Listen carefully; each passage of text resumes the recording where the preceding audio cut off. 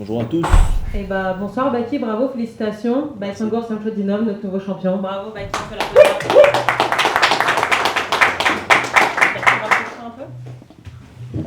Baki, est-ce que tu as un petit mot pour commencer ou tu préfères passer aux questions directement? Du coup, je demande juste elle est où ma ceinture. Tout à l'heure, je l'attends, je la trouve plus. On m'a dit qu'on en avait besoin pour la conférence de presse, mais la ceinture elle a disparu, visiblement. Donc voilà, j'aimerais attendre que ma ceinture arrive pour faire l'interview en tant que champion.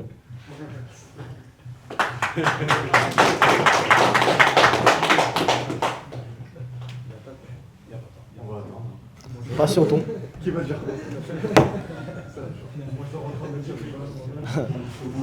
Vous me dites s'il y a objection. Donnez-lui une ceinture de fonction. Et où la sécu d'Arès là qui ont récupéré la ceinture? Bizarre.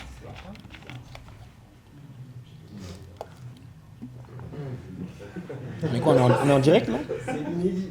Non, ça va. Ah, faut pas couper au montage. Ça va être la plus longue.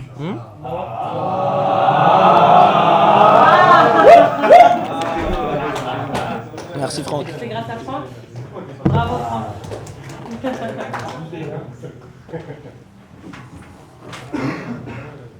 Merci mon frère. Merci. Bravo Baki. Merci beaucoup. Merci beaucoup. Là on est mieux là. Vas-y, j'attends vos questions les frérots. Hop. Bravo Baki. Bonsoir Baki, Agnès pour Culture MMA.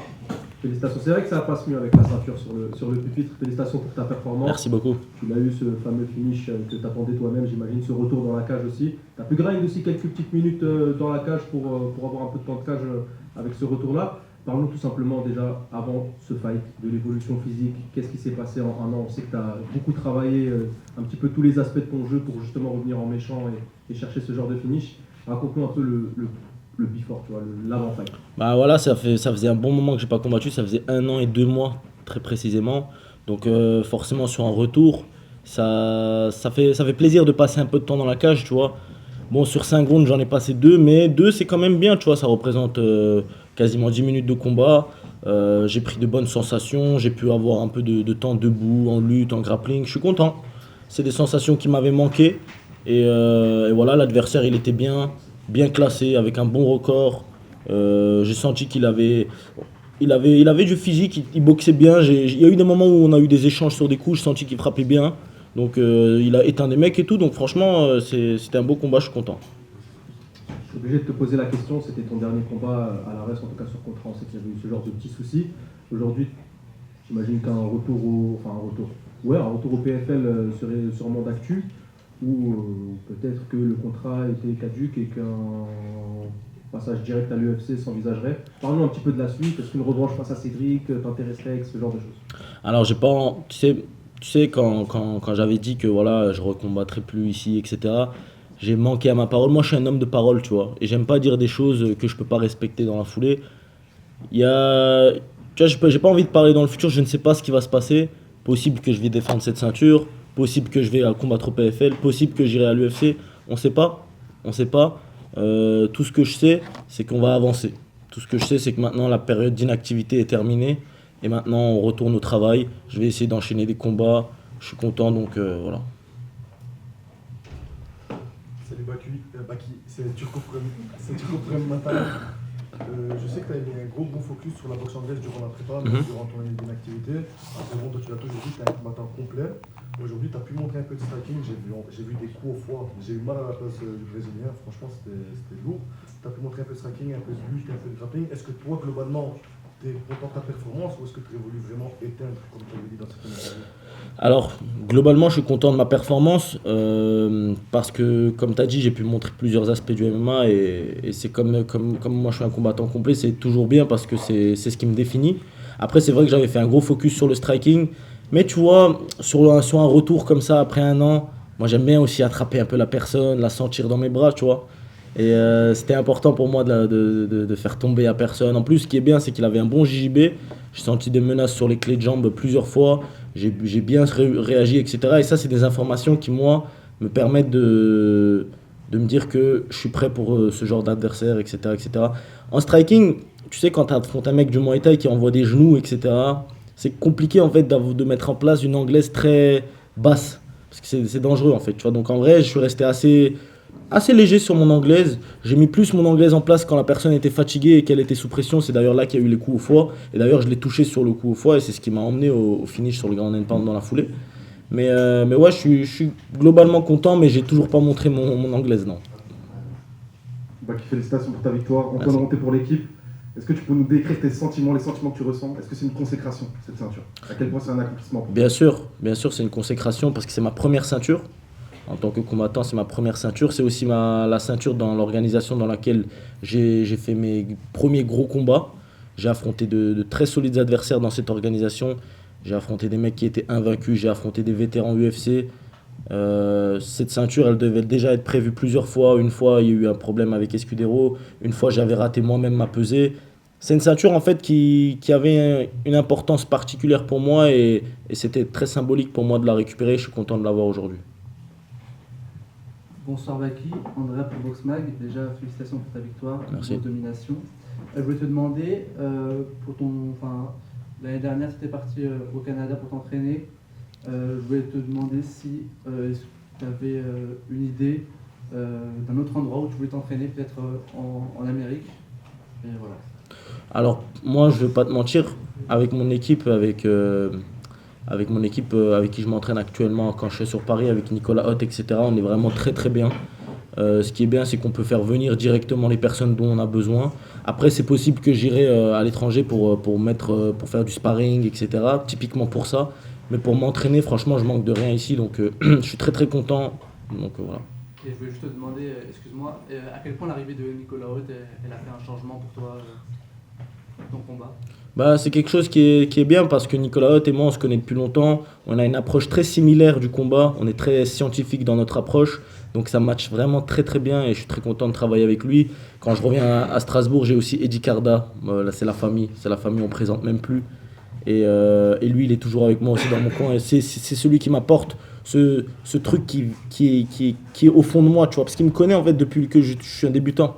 C'est-à-dire qu'il sait où chercher, où les mots qu'il faut pour me faire gagner. Et aujourd'hui, on n'a jamais perdu. C'est une équipe qui marche bien et je suis content.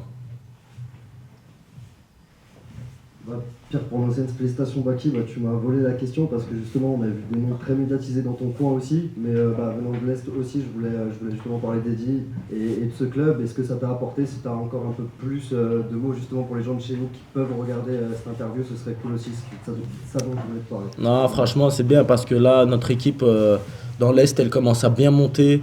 On a vraiment du beau monde. On a du beau monde. Chez Eddie, les gens ils commencent à se regrouper en fait. Ça veut dire qu'on avait beaucoup d'athlètes dans l'Est. Beaucoup d'athlètes dans des sports de combat spécifiques, que ce soit en striking, en lutte, en grappling, mais très éparpillés, tu vois, parce que c'est quand même une grande région. Et là, ce qui est bien, c'est que toutes les personnes maintenant qui veulent réussir dans le MMA, ils vont chez Eddie. Chez Eddie, ce qui est bien, c'est qu'il y a le chemin tout tracé. T'as vu, moi j'ai commencé là-bas. Ça veut dire que maintenant, Eddie, il connaît en fait le chemin. Il connaît le chemin pour faire passer un athlète d'un point A à un point B. Et c'est magnifique. C'est magnifique. On a beaucoup de bons athlètes là qui sont en train de monter. Grosse dédicace à eux. Et j'ai hâte de les voir monter et arriver ici à Arès, à l'UFC, partout. Merci beaucoup. Avec plaisir. Absalon MMA pour Karaté Bushido ici.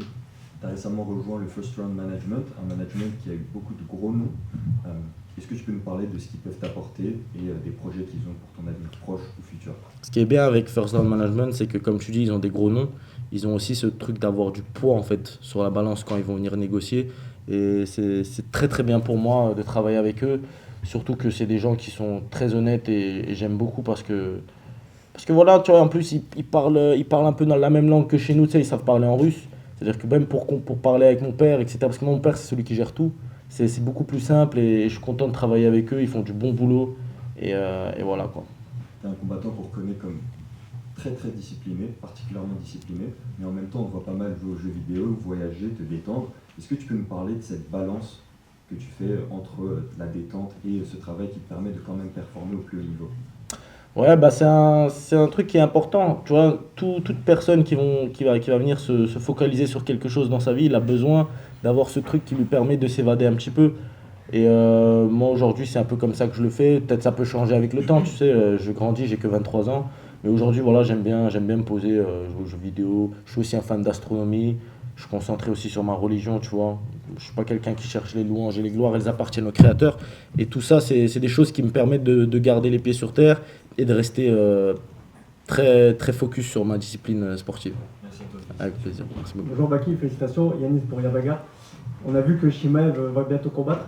Tu as fait son premier camp d'entraînement. Est-ce que tu as été rappelé? Est-ce que c'est dans les projets? Alors moi, Khamzat, il faut savoir que c'est la famille. Ça veut dire qu'à partir du moment où il a besoin d'aide, parce qu'il va affronter un adversaire spécifique ou quoi, je vais directement le voir. Là encore, il n'y a pas longtemps, je m'entraînais avec lui. Et au-delà de ça, quand je vais à Dubaï, moi, c'est là-bas que je vais. Ça veut dire qu'en fait, on s'entraîne en petit comité avec Khamzat. Et tu sais, quand moi je suis à Dubaï, c'est mon équipe en fait. Ça veut dire, moi, dès que je suis là-bas, ils sont déjà en train de m'envoyer le programme de la journée. Tu vois ce que je veux dire? Eux-mêmes, ils savent en fait, tu vois.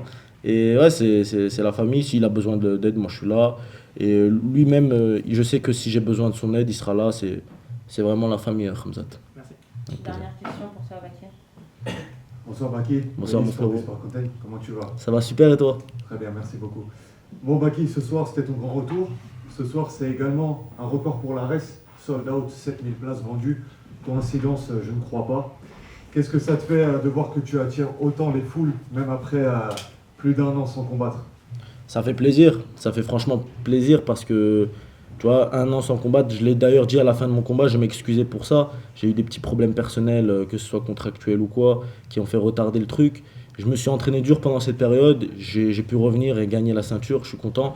Au-delà de ça, j'ai pas envie de dire qu'ils sont tous venus pour moi, tu vois, c'est un record d'influence, mais c'est aussi un record parce qu'il y avait de très beaux combattants sur la carte.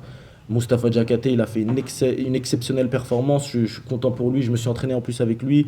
Je pense qu'il peut vite s'approcher de la ceinture et je lui souhaite. Je suis aussi content du combat qu'il y a eu entre Wissem et Jordan.